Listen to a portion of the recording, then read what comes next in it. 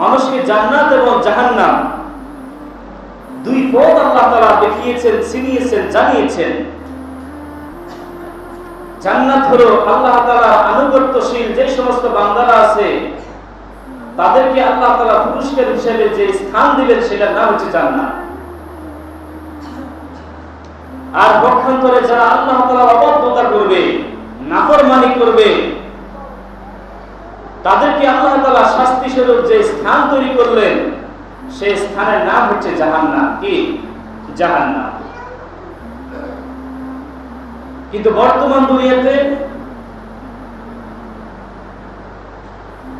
আমরা অনেকে আছি, হুজুর আমি অমুক হুজুরকে ভালোবাসি, খুব ভালো জানি, অমুক বক্তাকে খুব ভালো জানি, কারণ সেই ব্যক্তি সবসময় জান্নাতের আলোচনা করে, আমাদেরকে আশার মুখ দেখায়, এই জন্য ওই হুজুরকে আমার কাছে অনেক ভালো লাগে।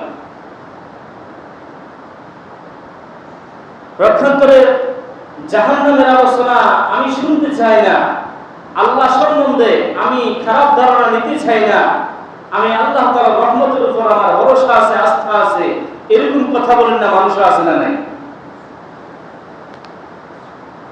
যখন জাহান্নামের আলোচনা করা হয়, দোজখের শাস্তির কথা, আল্লাহর শাস্তির কথা আলোচনা করা হয়, আমাদের মধ্যে এমন অনেক মুসলমান আছে যারা মনে মনে এটা চিন্তা করে যে আমার কোনো সমস্যা হবে না, কারণ এইখানে হুজুর যার কথা বলতেছেন, হুজুর বলতেছেন কাফের মুশরিকদের কথা, আমি তো আলহামদুলিল্লাহ নামাজ পড়ি, রোজা রাখি, যাকাত দেই এবং অনেকবার হজ করে এসেছি, এই জন্য আমার সমস্যা হবে না, এরকম মন মানসিকতার লোক আছে না নাই?